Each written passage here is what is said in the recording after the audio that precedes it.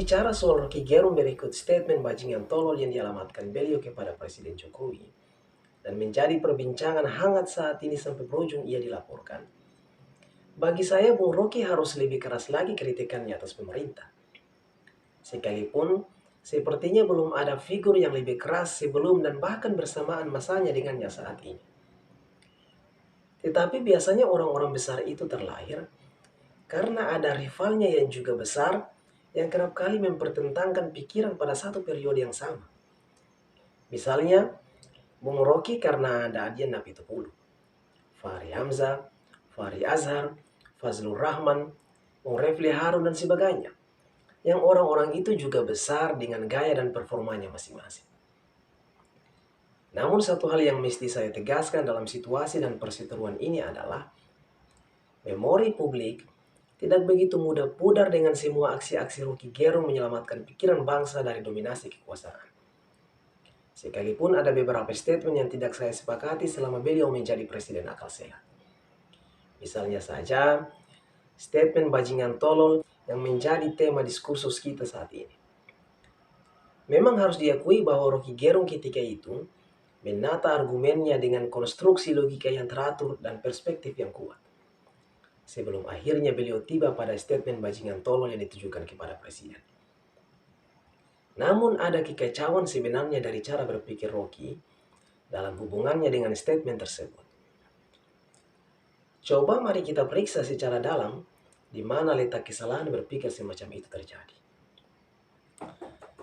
Nah, statement Bung Rocky Gerung kira-kira begini. Memangnya presiden manusia? Yang boleh terhina hanyalah manusia. Karena dia punya martabat. Presiden tidak punya martabat karena presiden itu bukan orang. Presiden itu fungsi.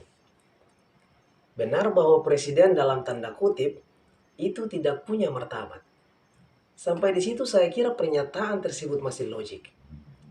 Tetapi ketika premis-premis itu tetap dipakai dan dihubungkan dengan alasan untuk menghina termasuk memaki presiden, maka status kalimatnya berubah dan memiliki value error sebab standar kausalitasnya dibuat menjadi kontradiktif. Disitulah logical fallacy seorang Rocky Gerung. Pendeknya seperti ini. Rocky tahu presiden itu bukan manusia. Tetapi kenapa hinaan bajingan tolol dialamatkan kepada yang bukan manusia? Nangkapkah logika semacam itu? That's one point. Kan agak aneh aja kita ucapkan hey bego ditujukan kepada benda. Sudah makan apa belum dialamatkan kepada abiotik.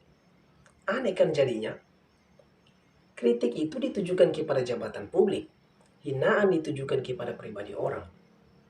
Rocky tidak punya kewenangan mengkritisi Jokowi sebagai pribadi. Rocky juga tidak cukup beralasan menghina presiden karena presiden itu bukan orang. Satu-satunya alasan kenapa ungkapan bajingan tolol berani dialamatkan kepada presiden karena fungsi kepresidenan dilaksanakan oleh seorang Joko Widodo. That's the point.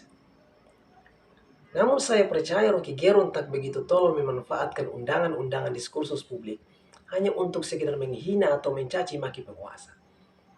Rocky benar-benar telah menjadi stok intellectual force yang dengan itu dia gunakan untuk mencerdaskan kehidupan bangsa. Berkaitan dengan itu semua, kalau kita baca human dignity, rasa hormat terhadap nilai dan keunikan masing-masing individu mesti tetap dipertahankan dalam sirkulasi komunikasi. Saya kira Rocky Gerung dalam posisi itu tidak punya catatan sejarah diskriminatif atas manusia. Ya kalau pemerintah tentu banyak, dan itu kerap kali bergulir dengan tensi-tensi yang berbeda sesuai rezim dan periode kepemimpinannya. Demikian, selamat beraktivitas.